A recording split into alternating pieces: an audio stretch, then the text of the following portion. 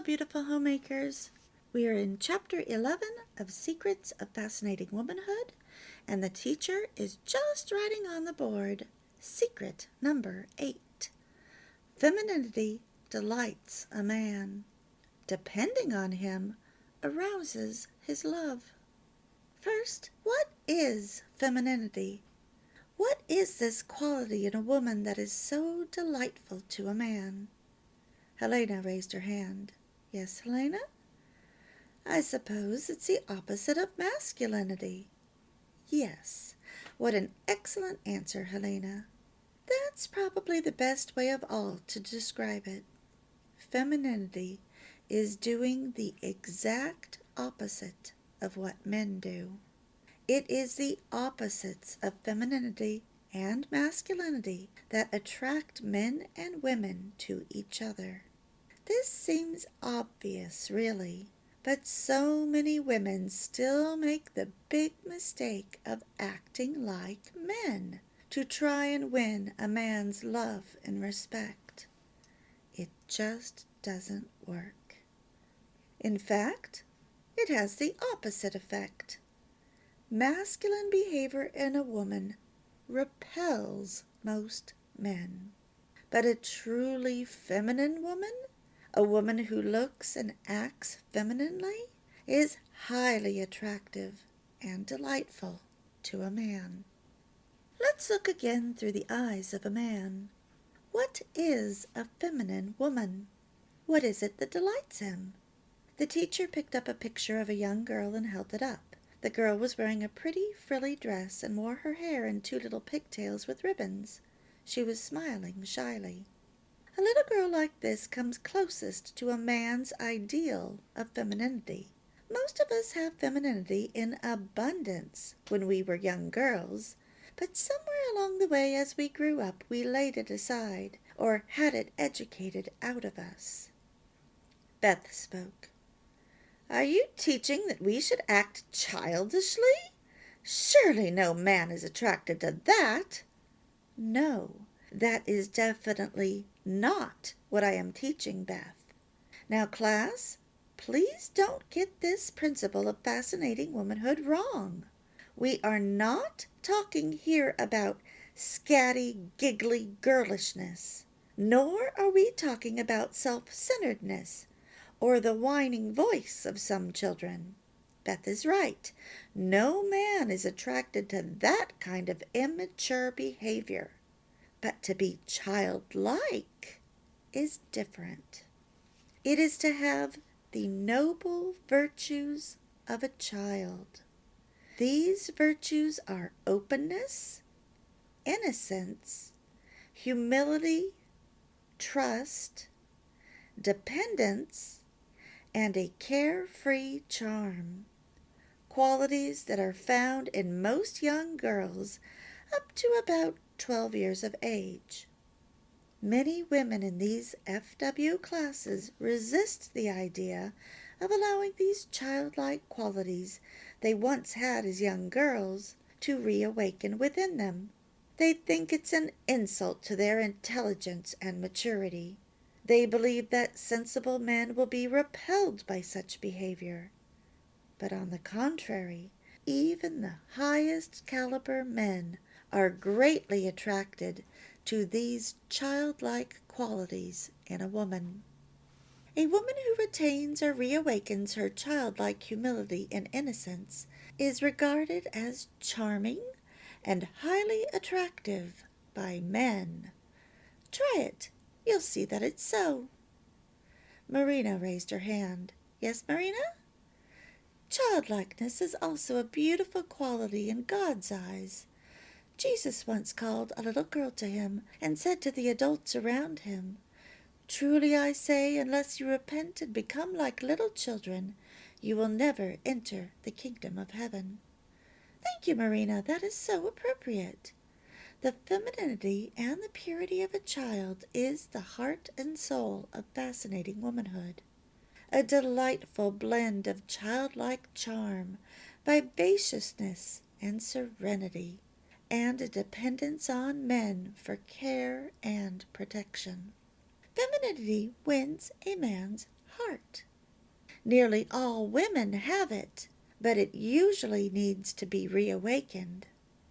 But remember, class, these feminine qualities will only enhance our husband's love for us when he is completely free of resentment towards us.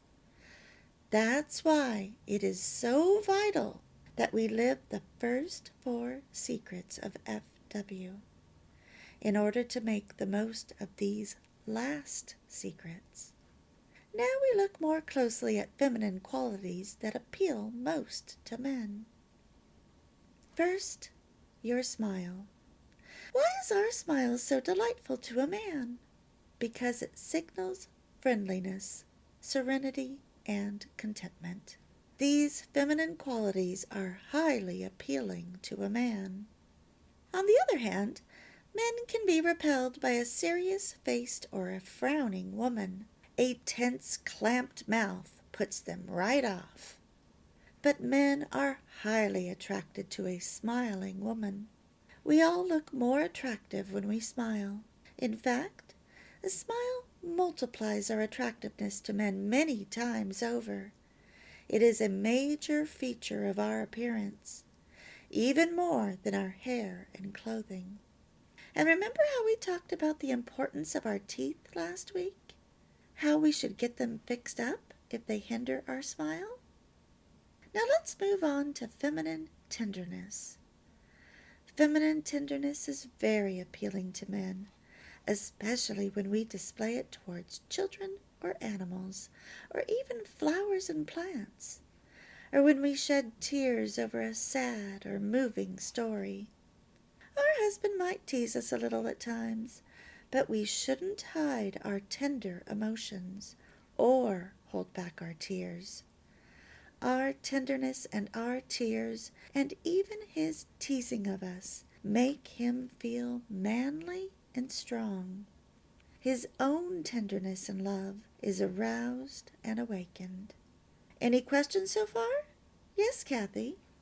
What are some things that we women do that men find unfeminine? Well, Kathy, there are so many nowadays. We cover the more common ones a little later in this lesson, but in short, they are the things that men do themselves, like drinking alcohol, using swear words, loud laughing, telling jokes. Just about any loud, boisterous behavior, even whistling, are unfeminine in the eyes of men. But there are lots of other things we should avoid too, like shaking hands too firmly, driving a truck, or even a van, or too large a car, or a high-powered sports car, or riding a motorbike. If we don't feel feminine doing it, we should try to avoid it. And I have heard that many times from men. Well, not all men, but many men don't like women to drive large vehicles. And I've heard them say it makes them look masculine. They think they're a boy. Pretty interesting. And many women are under the mistaken belief, especially young women, that if they can drink with the boys, that the men will admire them. And that just is not true. That may be something you see in the movies, but men actually prefer women that don't drink at all. There is a golden rule of fascinating womanhood. Watch what men do and do the opposite. Beth spoke. I can see what you're driving at, but it's very difficult when you're working all day with men and doing the same sort of work as them. You're so right, Beth. It is difficult. That's why Fascinating Womanhood teaches that we should not try to succeed in a man's pushy, aggressive world. Our femininity diminishes by degrees without us noticing it. We sacrifice our gentleness and our grace. On the other hand, a feminine environment enhances our femininity. It allows our charm to blossom, just as the moon, when it moves out of harsh daylight into its own world of the night sky, is enhanced in beauty and splendor. Now we look at something that has a very, very big influence on our femininity, and therefore our appeal to men. In fact, above all else, that is our tongue, the way we speak. Whether our marriage is a heaven on earth or a hell on earth depends more on how we use our tongue than anything else we do. The Bible says that the tongue has the power of life and death. The teacher's voice became serious. What I am now about to say is extremely important, and this applies to all 10 secrets of fascinating womanhood. More than anything else, our choice of words and the tone in which we speak them will make or break our marriage. Let me repeat that.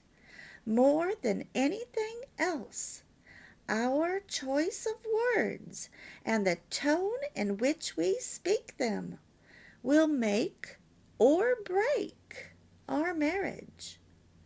Our tongue will bring us happiness on earth or hell on earth. We hold the key. Angela was astonished at the emphasis in the teacher's voice. Yet the words had a profound effect upon her. Deep down, she knew they were true. So let's look at some guidelines we can use.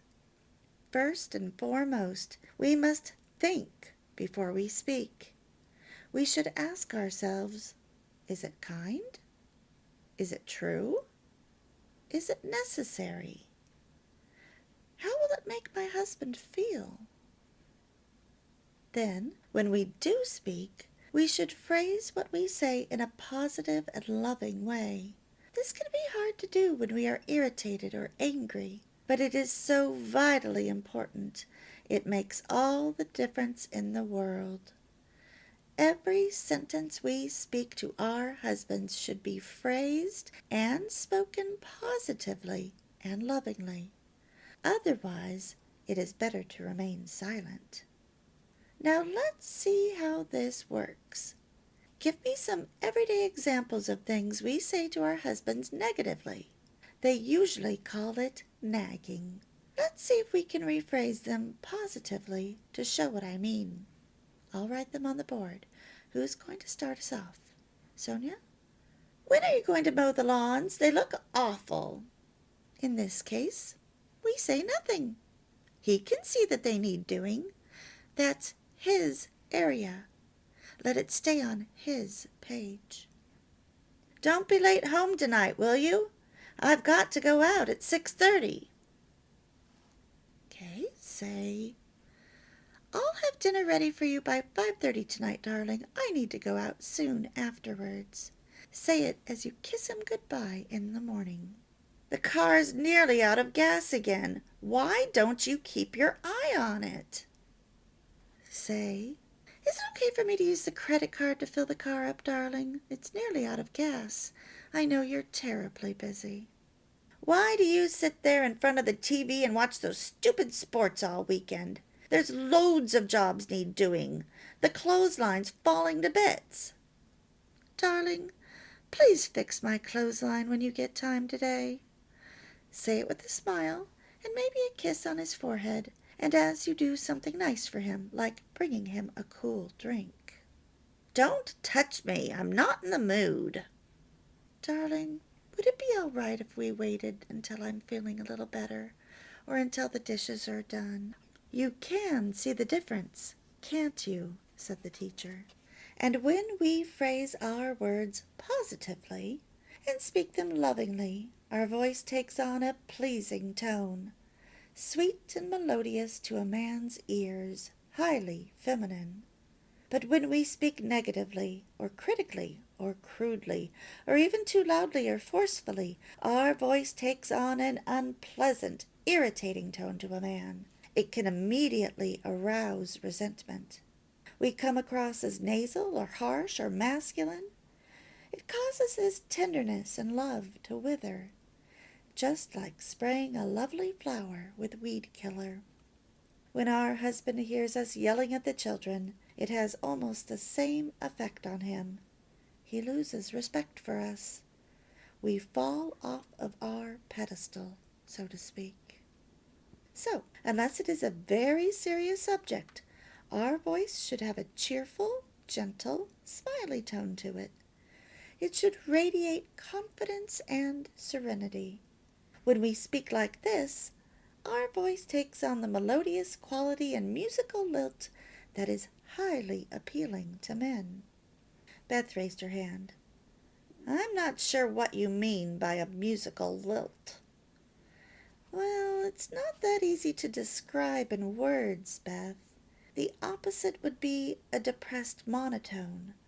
I can probably best describe it as similar to the voice we women use to talk to babies, sort of melodious and musical, full of love and delight, and smiling as we speak. Men find it delightful and highly feminine. Some of the class laughed. It's true, smiled the teacher. Our laughter should also have this same musical lilt, and be spontaneous, yet gentle. Now finally, we should not talk too much to our husband when he's busy or preoccupied. Of course, when he's bored, he'll probably love us to chatter on, but we need to be sensitive. Watch for his little signs of restlessness. Remember, he doesn't like to hurt our feelings by telling us to be quiet. He will enjoy our company much more if we instinctively know when to remain silent. Sometimes men need to be left entirely alone, such as when they're concentrating on a difficult task. Men do not like distractions when they are concentrating. We women can multitask, but men like to apply all their concentration to a difficult task. They often become irritated when we try and converse with them when they are concentrating, even though they love us. Sometimes they apologize afterwards. Any questions? Angela raised her hand. Yes, Angela? I like to sing when I'm happy. How do men feel about us singing? Oh, I'm glad you brought that up, Angela. How do they feel about our singing? They love it. When a husband hears his wife singing sweetly and happily, it uplifts his spirits. It inspires a feeling of pure love. There is probably no greater joy for a man than to hear his wife singing with a happy heart. Why? Because it's like pure admiration to him. It signals to him that you are happy with the life he is providing you. Again, Angela felt an awakening of truth. She had always loved to sing, but she had been so depressed the last 2 years that she seldom felt like singing, and especially not when Ted was around. A vivid memory suddenly came to Angela's mind. It was soon after she and Ted were married. She had arisen early one weekend morning to catch up with her housework. She was in the lounge and her spirits were high. She was singing one of her favorite songs, The Loveliest Night of the Year. Ted came out of the bedroom into the lounge, still in his pajamas, and embraced her. He told her how much he loved her, and then he danced her around the lounge, telling her to keep on singing. Angela thrilled at the memory. She couldn't resist singing quietly to herself. When you are in love, it's the loveliest night of the year. Stars twinkle above. Elsie, you have a question? Yes, I know my husband loves to hear a woman sing, but what if you're like me and can't sing? Oh, that's nonsense, Elsie. You can sing. I'll bet you sing beautifully in the shower. Well, yes, perhaps so, but that's different. Nobody's listening. The only difference is your self-confidence, Elsie. Why not write yourself this message on your goal list? I now enjoy singing in the presence of my husband. How does that sound? Oh, I don't think I could do that, said Elsie, looking worried. Please try and do so, Elsie. Once you've broken the ice, it will be easier. It's truly delightful for a man to hear his wife sing, but we should try and stay in tune and get the words right. Men like things to be technically correct, even in romantic matters. Now let's sum up the FW rules for femininity when speaking to men.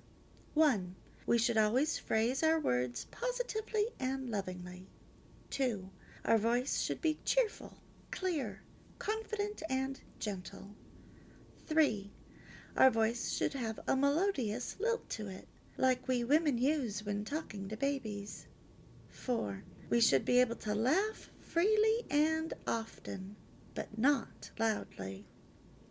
These qualities are feminine and highly appealing to men, but even more appealing is feminine singing and gentle, spontaneous feminine laughter. Now we move on to feminine mannerisms. These are the natural female actions and gestures that so allure and fascinate men. Here again, remember the golden rule. Watch what men do and do the opposite. Are our hand and wrist movements feminine and delicate? Do we make full use of our eyes? Men just adore feminine eye expressions like widening our eyes, or rolling them, or fluttering our eyelashes. I'm serious about this. And there's also the little girl pout, or tossing our hair, charming to men.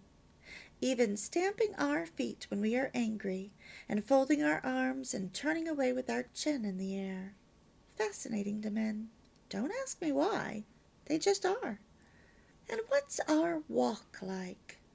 Men like to see us walk erect and smiling, with light, short steps. And they love women to be graceful and supple and relaxed, like a hula dancer. No striding or swinging our arms. Why not, Cherry? Too masculine, said Cherry with a laugh. Exactly. And the same with the way we sit. We shouldn't swing a leg up across our knee like men do, or sit with our legs apart, or stand with our hands in our pockets. Now we come to humor. We must be so very careful here. Humor can be a real minefield in our relationships with men. We should try and have a sunny, smiling sense of humor. And although it might be all right to gently tease a man now and then about his masculine traits when he's alone, we must never, ever tease him or make a joke about him in the presence of other men or women. But whether done in private or public, unless our teasing or our joke makes a man feel more masculine, and that is rare, he will never appreciate it. In fact, if it mocks his masculinity in any way, he will be deeply hurt, and he may never forget.